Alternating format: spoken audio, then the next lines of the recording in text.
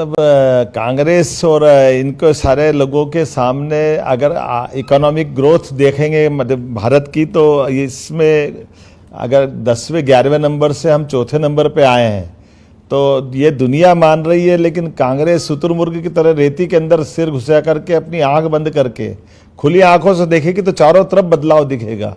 देश में जीएसटी दिखेगी, धारा 370 हटती दिखेगी।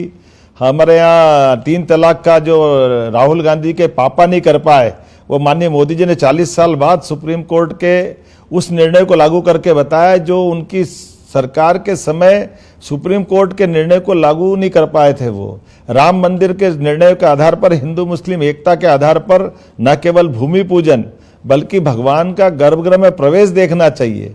ये एक के बाद एक वो सारी बातें हैं जिन बातों का अभी हमने देखा कि भारत बदलते दौर में अपने दुश्मनों से निपटने के लिए उनके घर में घुसकर भी पड़ोसी देशों के वो देर नहीं करता है।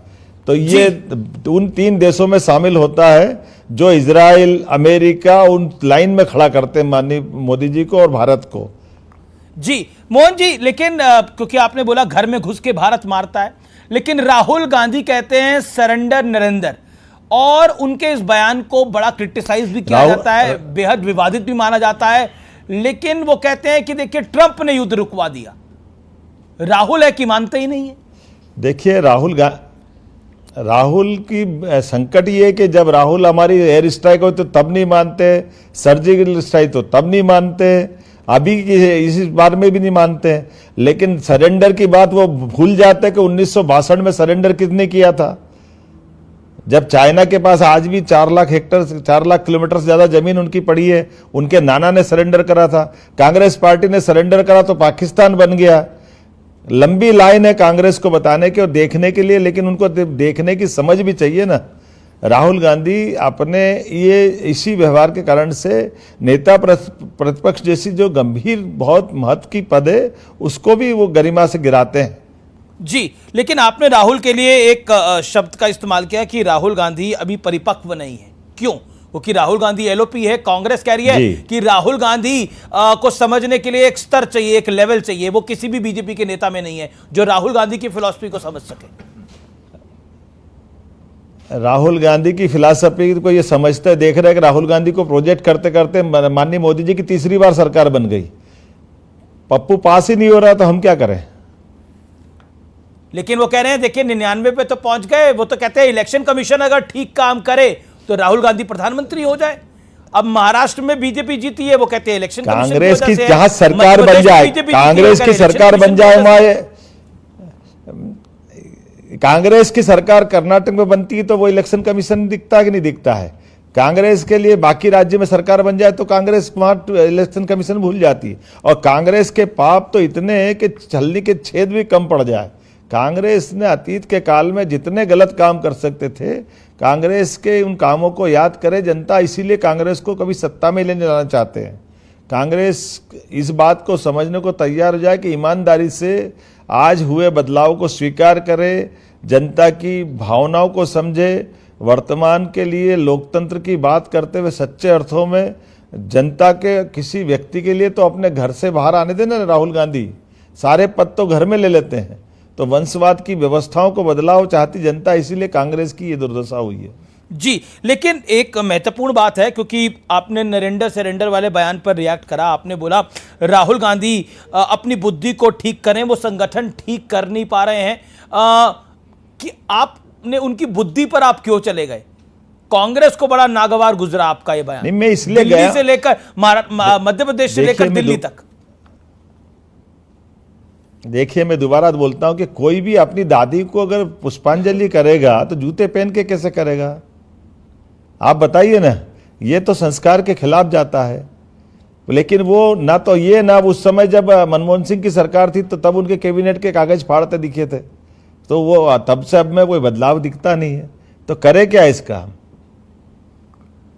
पर देखिए, कांग्रेस के लिए तो राहुल गांधी है। वो मध्य प्रदेश में आए, इतनी बड़ी हेडलाइन बन गई। उन्होंने कई प्रकार के घोड़े गिना दिए।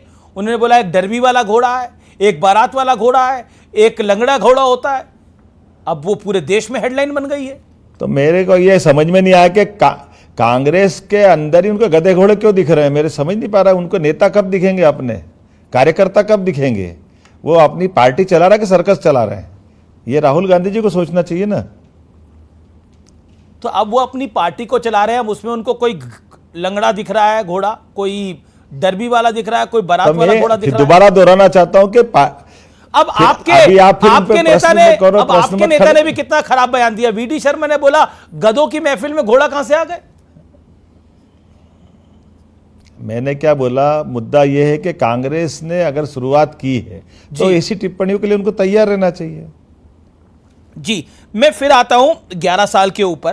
क्या आपको लगता है कि बीते 11 साल के अंदर, जैसे आपने धारा 370 की बात करी, जीएसटी की बात करी, आपको एक, क्योंकि आप खुद पुराने नेता हैं मोहन यादव जी और सरकार एक चला रहे हैं, अमूल चूल परिवर्तन आपको क्या लगता है, गेम चेंजर क्या लगता है नरेंद्र मोदी के 11 साल के शासन के अंदर?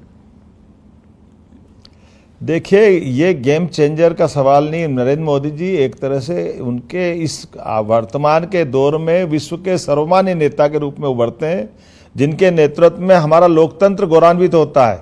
वो सुप्रीम कोर्ट में लिए गए राम मंदिर का मामला हो, 3 तलाक के मामले, उनको लागू कराने का साहस रखते हैं। वो हमारी जीएसटी लागू करा करके भारत के अंदर पहली बार आर्थिक रूप से राज्यों और केंद्रों के संबंधों के साथ भारत को सुदृढ़ करना चाहते हैं। नवीन टेक्नोलॉजी के आधार पर दुनिया में भारत का मान सम्मान बढ़ाना चाहते हैं। आर्थिक रूप से भारत को चौथे नंबर की अर्थव्यवस्था में स्थापित करते हैं। इतनी सारी चीजें बताऊं, अभी समय कम पड़ेगा।